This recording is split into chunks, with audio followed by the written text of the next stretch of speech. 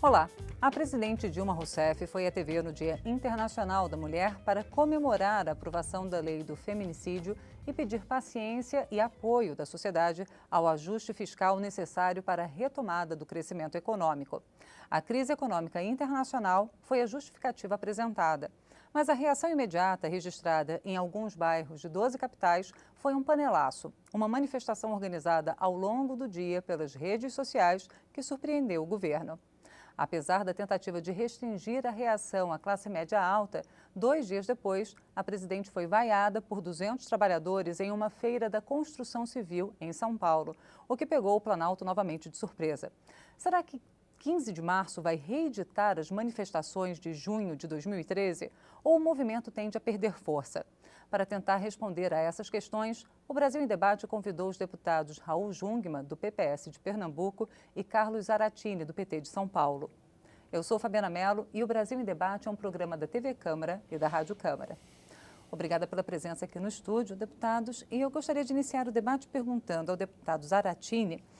Há cerca de um mês, mais ou menos, o governo acreditava que as manifestações programadas para o 15 de março seriam fracas, provavelmente não atingiriam muitas cidades. Agora, essa percepção mudou? Olha, eu diria para você que existe uma base social que permite que essas manifestações sejam de um vulto razoável. Eu não acredito que vá repetir o que ocorreu em junho de 2013, porque ali eram manifestações espontâneas muito grandes. Essas manifestações partem dessa base social que votou no candidato Aécio, né, e que uma parte delas não se conforma com a derrota, né? Na verdade, no meu entender, existe um setor radicalizado da sociedade que não aceita o resultado das eleições e quer caminhar para o que a gente chama de terceiro turno, né, tentando dar fim ao governo da presidenta Dilma.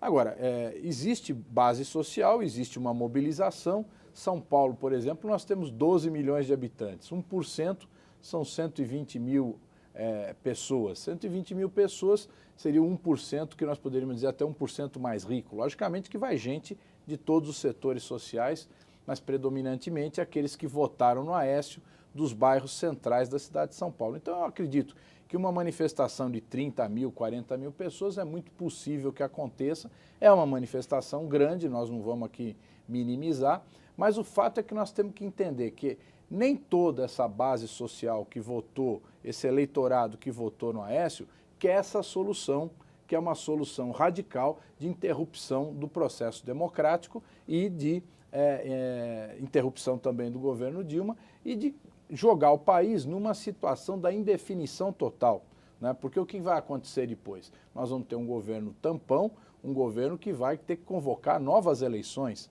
né? E nós vamos viver novamente um processo eleitoral mais radicalizado ainda. Então, o que nós precisamos agora nesse momento, no meu modo de ver, é estabilizar o governo, estabilizar as relações aqui no Congresso e continuar e aprofundar as medidas do governo para sairmos dessa situação de crise econômica, né, que é uma crise que nós temos que resolver, não é tão grave como muitos pintam, mas é uma crise que merece cuidados e que a gente tem que tomar esses cuidados para que não volte o desemprego, né, para que não volte a inflação, e é isso que o governo quer. Obrigada, deputado Zaratini.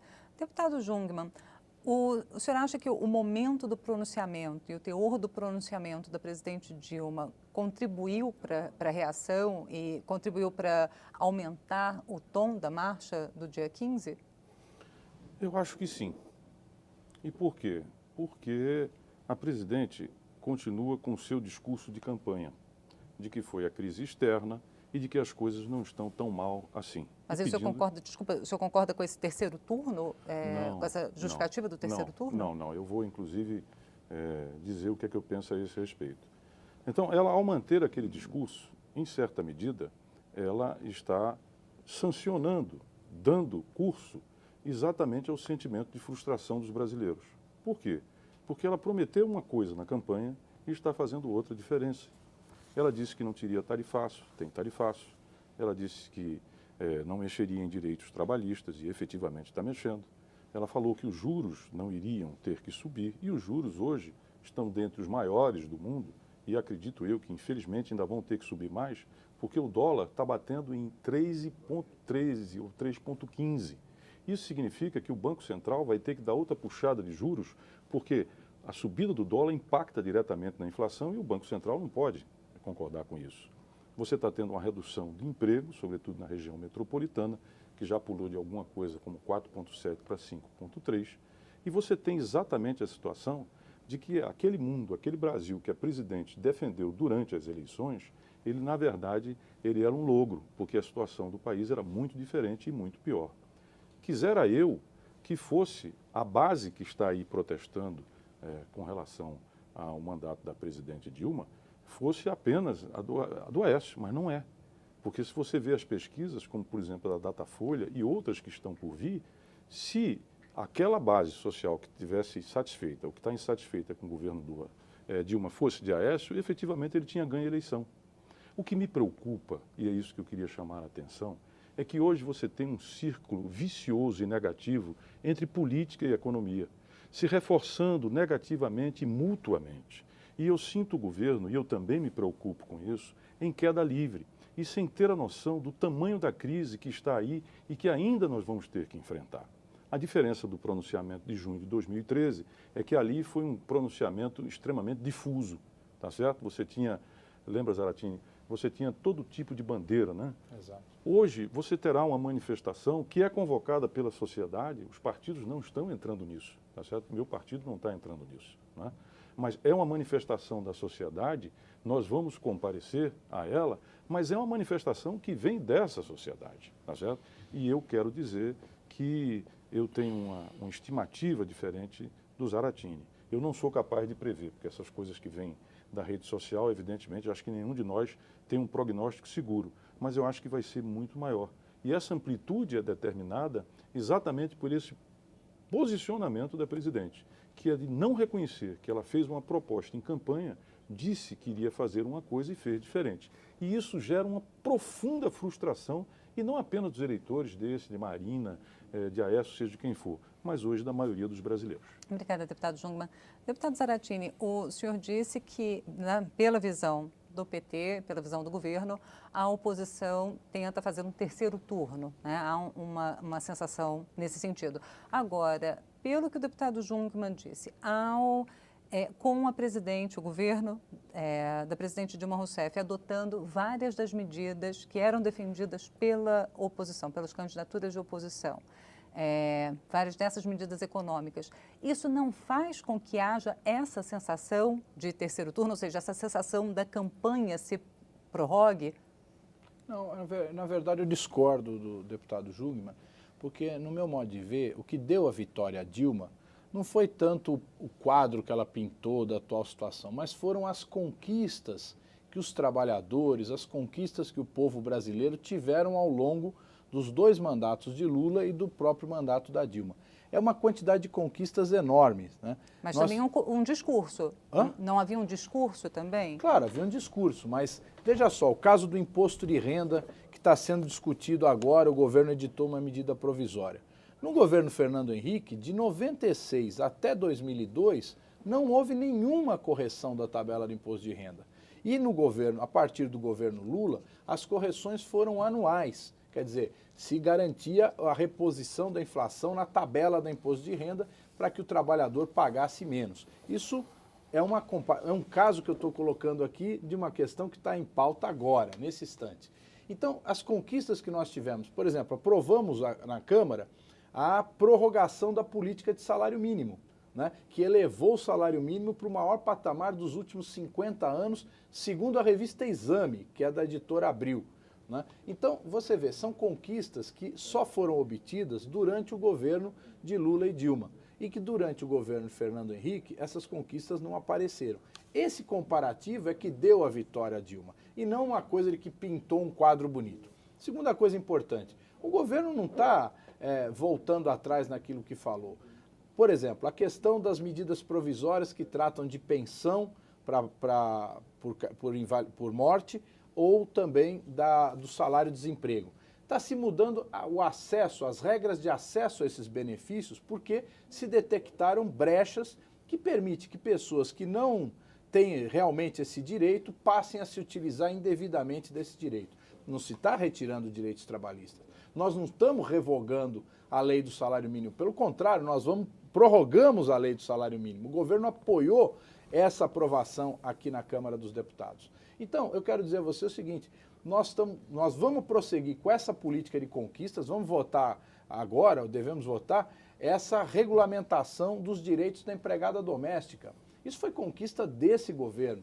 E eu posso citar inúmeras coisas que foram avanços conquistados. E isso que cala fundo no povo brasileiro. Agora, é lógico, hoje o governo não tem o espaço na televisão que tinha na campanha eleitoral. Na campanha eleitoral, a Dilma tinha espaço para apresentar as suas propostas e se defender. Hoje não, o espaço é completamente fechado. Todos os órgãos de imprensa, dos principais órgãos de imprensa, fazem que praticamente uma campanha, um massacre ao governo.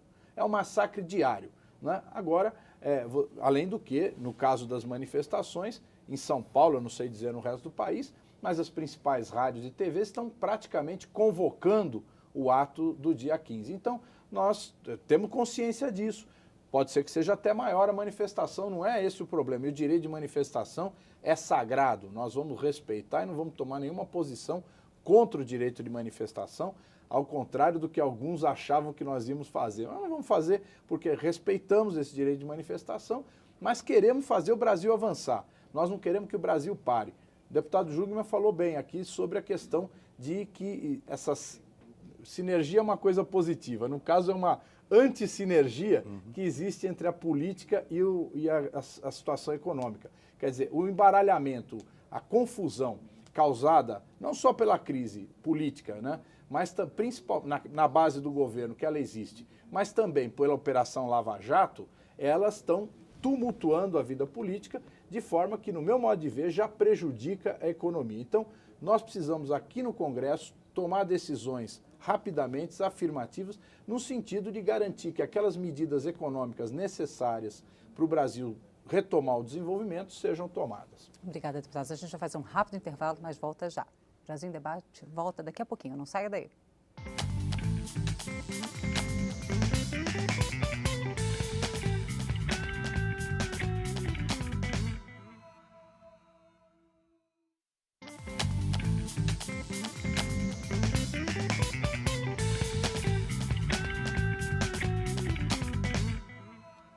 Voltamos a apresentar o Brasil em Debate. Eu sou Fabiana Mello e converso hoje sobre a expectativa da manifestação convocada para 15 de março com os deputados Raul Jungmann, do PPS de Pernambuco, e Carlos Zaratini, do PT de São Paulo.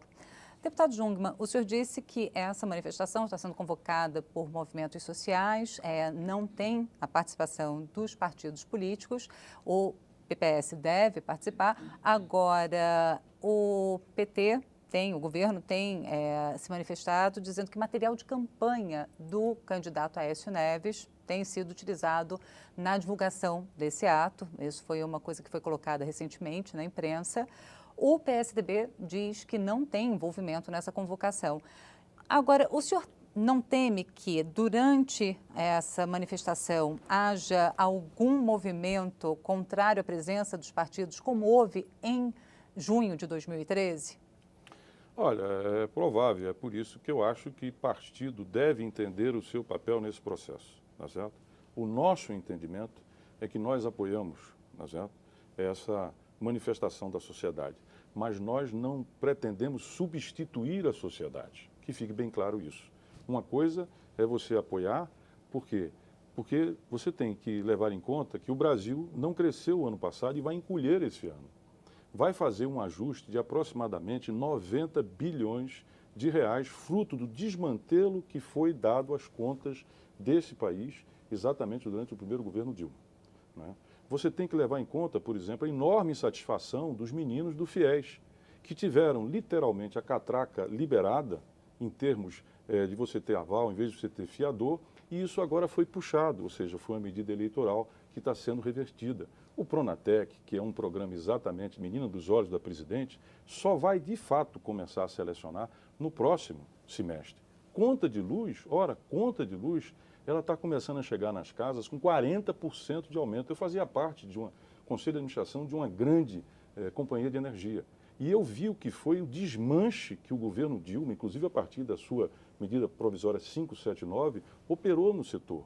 Você segurar os preços do combustível, como você fez com objetivos eleitorais, você levar a Petrobras à maior crise da sua história, como nós estamos vendo hoje, isso é uma infelicidade. Então, isso agora, que antes não era percebido com muita clareza, está sendo percebido agora.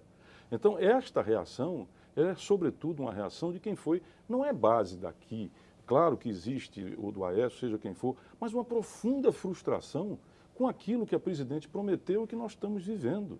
Então, esta situação é que leva as pessoas a se pronunciarem nas ruas. E o nosso modo de entender é justo. Aí não há, do meu modo de entender, nenhuma pretensão e nós sequer admitiríamos a discussão de qualquer ruptura democrática. Não é isto. Mas o direito à manifestação, o direito à sua expressão, o seu mal-estar, o seu desconforto, é alguma coisa que a própria presidente admitiu, é amplamente democrática. E aí é que eu quero te dizer, no momento em que os preços, você tem um tarifaço, no momento em que o desemprego aumenta, no momento em que você convive com a maior crise, infelizmente, sistêmica de corrupção que você tem, no momento que você tem um ajuste da economia, como ele está acontecendo com uma brutalidade errado.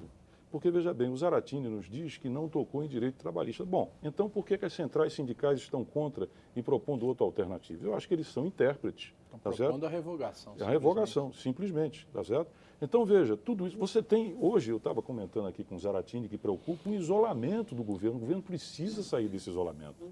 O Joaquim Levy, com esse processo que alcançou, inclusive aqui a nossa própria casa, tá certo? Hoje eu tenho dúvida se esse ajuste fiscal terá condição de passar ou não. Então, por tudo isso, nós vivemos uma situação de crise profunda, tá certo? E aqui é aquela coisa que eu também dizia para o Zaratini. O governo não me parece ter a consciência do tamanho, e eu não vejo forças com capacidade de reverter essa crise. É uma crise, digamos assim, é uma queda livre que eu percebo em termos de governo. E isso, evidentemente, independentemente de ser oposição, mas nos preocupa que o governo não tenha consciência do tamanho da dimensão da crise em que ele está metido. E que ela não parece ter fim, ter término ou ter alguma possibilidade de reversão. Obrigada, deputado Jungmann. Deputado Zaratini, vou pedir para o senhor comentar o que o deputado Jungmann disse. Agora, e vou pedir, em relação a essa questão da consciência do tamanho da crise, lembrando também dessa questão do ajuste fiscal aqui no Congresso, alguns veículos de comunicação fizeram um levantamento com a base do governo, principalmente com os parlamentares do PT, em relação às medidas provisórias relacionadas a, como o senhor falou, o seguro-desemprego e também a pensão por morte, a disposição desses parlamentares em aprovar essas medidas. E era uma disposição negativa. Então, como o presidente pode pedir, né, assim, paciência e apoio à sociedade quando os parlamentares do próprio partido demonstram uma indisposição em aprovar essas medidas? Isso não pode gerar justamente o efeito contrário? Olha, em primeiro lugar, eu queria falar um pouco aqui sobre a situação econômica, porque ninguém provoca ou ninguém faz uma crise ou o país entra numa crise porque o governo quer, certo? É uma crise que se dá por razões conjunturais, certo? A crise que ela se acentuou o ano passado, 2014, é uma crise que tem muito a ver com a dificuldade de exportações do Brasil, porque existe uma guerra não só comercial como cambial, né, provocada pelos Estados Unidos, que está inundando o mundo de dólar, a Europa, que está injetando euros, e a própria China, certo, que teve uma crise e que parou de comprar. Então isso causou uma queda da nossa exportação, causou um problema cambial, causou um problema também, consequentemente, de queda de arrecadação acima do previsto. Então, se nós tivermos um déficit o ano passado, ele é fruto dessa conjuntura. Além do que, na conjuntura interna, as eleições contribuíram para uma paralisia dos negócios. A Copa do Mundo, ao contrário do que todos imaginavam que ia acelerar os negócios, ela provocou uma parada no país durante praticamente um mês.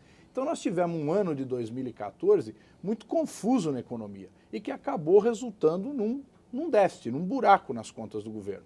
Esse déficit tem que ser resolvido esse ano. Nós estamos vivendo uma situação que ainda não recuperamos a arrecadação. Então o governo está trabalhando com um orçamento de 2013, né? De 2 anos atrás, exatamente para tentar fazer esse equilíbrio. Isso é importante dizer.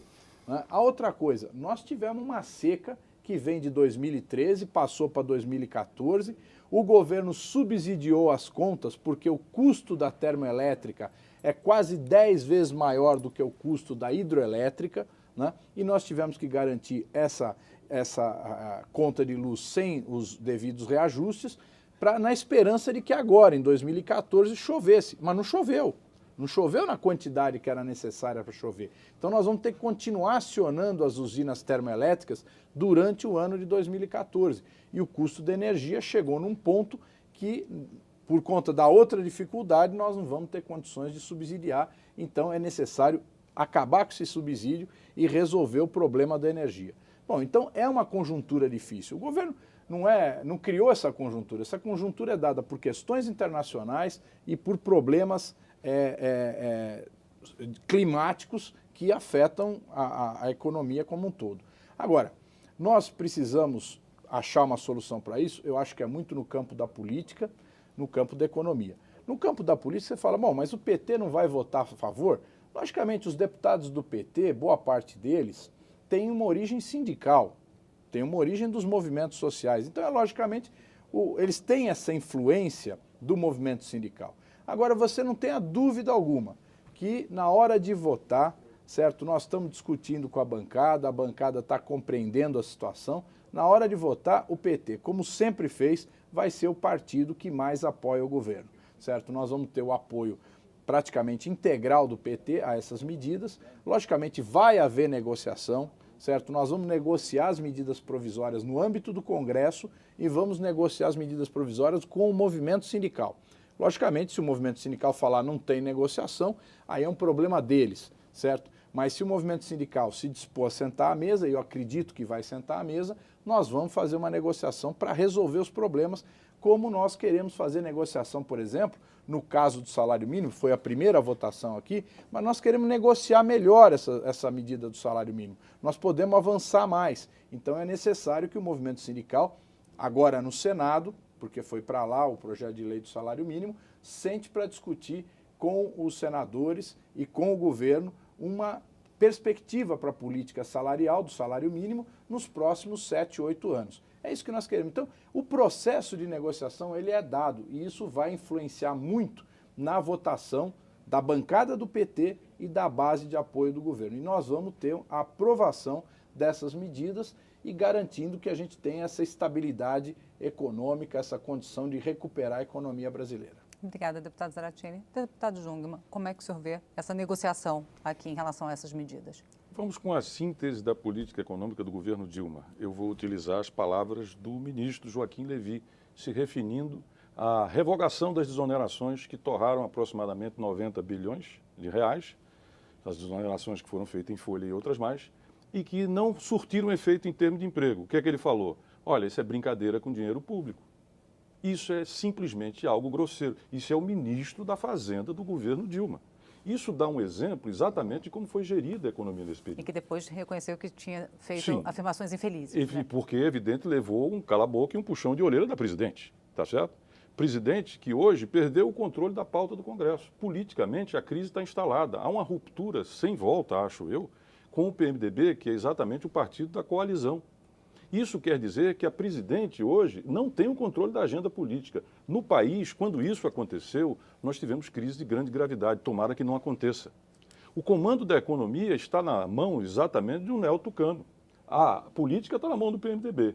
A economia está em alguém que exatamente tem um ponto de vista na economia que é contrário dela e crítico do governo Dilma. Você quer melhor reconhecimento de que você tratou mal a economia? De que você não foi apenas uma questão da crise externa. Hoje você tem países na América do Sul que estão crescendo. A exemplo da Colômbia, a exemplo do Peru, a exemplo do Chile e muito mais do que nós. Então é preciso reconhecer que se tem um papel da economia, há também um papel na má condução da economia feita durante o governo Dilma.